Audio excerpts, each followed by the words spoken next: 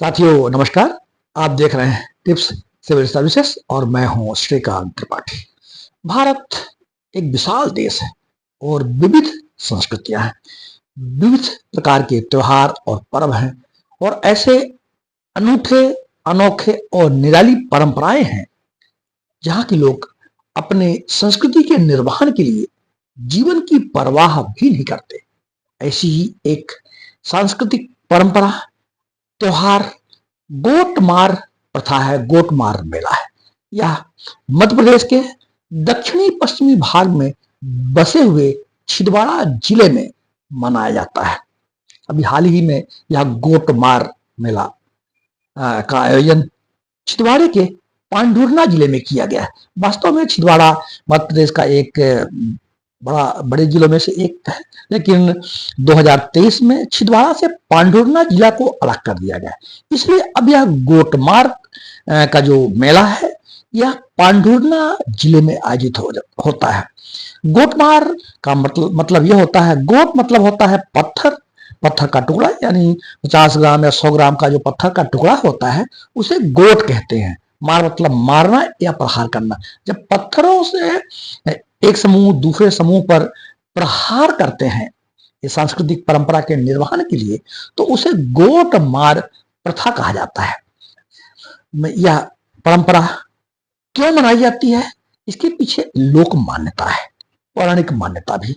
यह प्रथा पिछले लगभग 300 वर्षों से मनाई जाती है। छिंदवाड़ा और पांढुर्ना जिले में, पांढुर्ना अब अलग जिला हो गया है। पांढुर्ना जिले में एक नदी है, जाम नदी।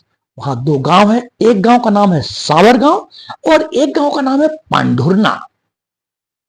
ऐसी लोक मान्यता है कि कभी आज के 300 वर्ष पूर्व सावर गांव के एक लड़के को पांढुर्ना गांव की एक लड़की से प्रेम हो गया और उस सावर गांव का जो लड़का था उस लड़की को लेके जा रहे थे, तो वहां गांव के लोगों ने देखा और उस जो लड़की और लड़के का जो वैवाहिक प्रेम की स्थिति थी उसको रोक दिया।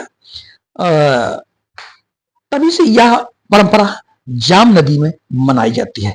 सावर गांव और पांढुर्ना दोनों गांव के लोग साल भर इस त्योहार को मनाने के लिए पत्थर इकट्ठा करते हैं। एक विशेष दिन को जाम नदी पर पलाश का पेड़ या एक झंडा बीच में गाड़ दिया जाता है। सावर गांव और पांढुर्ना दोनों गांव के लोग पत्थर के टुकड़े लेकर इकट्ठा होते हैं और दोनों समूह मतलब सावर गांव और पांढुर्ना गांव के जो लोग हैं एक दूसरे पर पत्थर से प्रहार करते हैं, जिसमें कई लोग जख्मी हो जाते हैं, कई लोगों की जानें भी चली जाती हैं। यह जो परंपरा है पिछले 200-300 वर्षों से लगातार मनाई जाती है।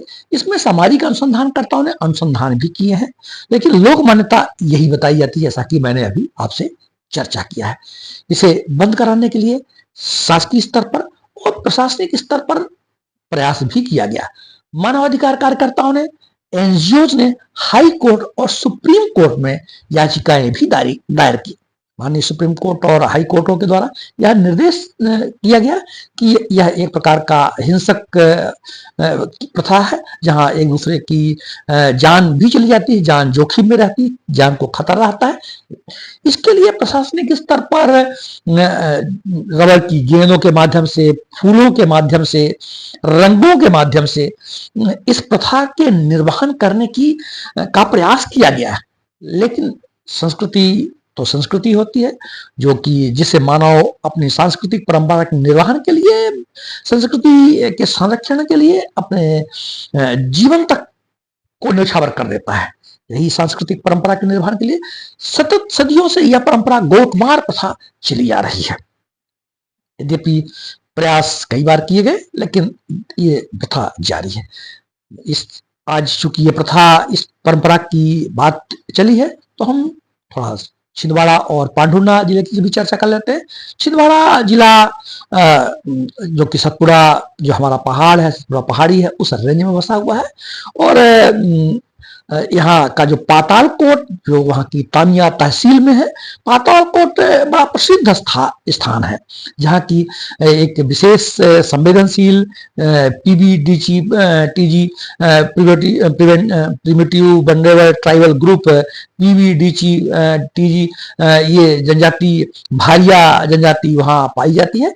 पातालकोट एक ऐसा स्थान है जहाँ की अभी भी जो वहाँ की जो भारिया जनजाति है अति पिछड़ी जनजातियों में, और वहाँ अभी भी सभ्यता से कोसों दूर है।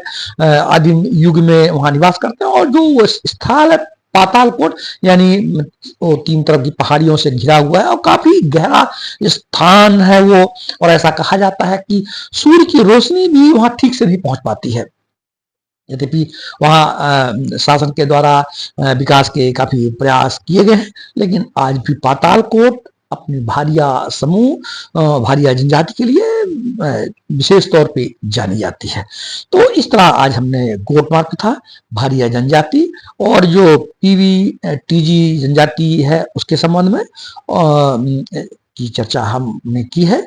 मैं आशा करता हूं कि आप हमारी बात अब तक पहुंची होगी। जय हिंद, जय भारत।